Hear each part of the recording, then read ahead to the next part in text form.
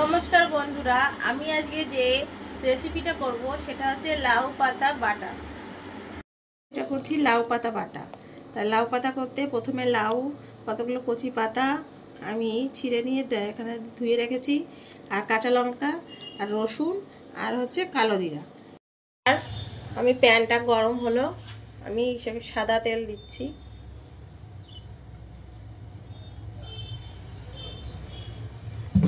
সাদা তেল দেওয়ার পরে কিছুটা কালো জিরা, তেলটা একটু গরম হবে, গরম হলেই তেলের ভিতরে আমি কালো জিরা দেব।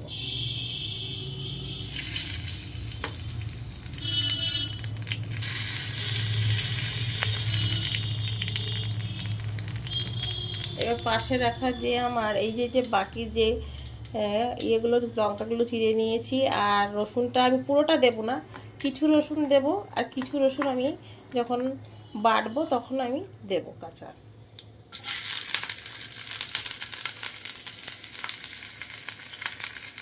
রসুনটা বেশ লাল লাল হয়ে গেছে, এখন দেব আমি লাল শাক।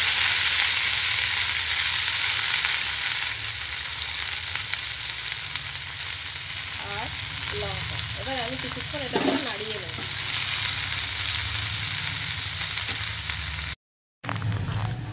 এবার এটাকে আমি ভাজা প্রায় শেষ হয়ে গেছে, এবার সামান্য আমি একটু লবণ দিলাম। যে কোনো জিনিসে লবণ না দিলে তার স্বাদটা আসে না। আর রসুনটা হচ্ছে আমাদের ভীষণই দরকার, কারণ রসুনটা আমাদের ডাক্তারের মতো বলেছে যে বাতের দিকে, বাত রোগীরা যাদের, ডাক্তারদের পক্ষে রসুন খাওয়া খুবই ভালো। শুধু বাত না, অন্যান্য জিনিসের, অন্যান্য ডায়াবেটিস, অন্যান্য যে রোগ ব্যাধি এক কোষ রসুন যদি সকালবেলায় খাওয়া যায় তাহলে আরও শরীর পক্ষে ভালো। এবার আমার রান্না শেষ হয়ে গেল, এবার আমি এটা শিলনোড়াতে বাটবো। এবার আমি লাউ পাতাটাকে আর কটা কাঁচা রসুন আর সঙ্গে অ্যাড করে আমি এবার এটাকে বাটছি।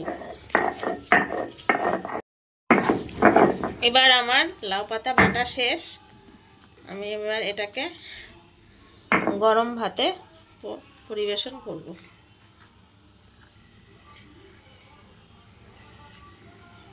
পাতা বাটা হলো, এখন এটা গরম ভাতে পরিবেশন করব। এটা লাউ পাতা বাটা গরম ভাতে খেতে খুব টেস্ট। বাড়িতে আপনারা বানিয়ে খেয়ে দেখুন। এসব আমার পুরনো আমলের জিনিস, এখনকার জিনিস না। ওই পেঁয়াজ রসুন আদা দিয়ে কট করে করে রান্না করে ওইগুলো না, এগুলো খেলে শরীরও খারাপ করবে না। এগুলো আপনারা করে খেয়ে দেখুন।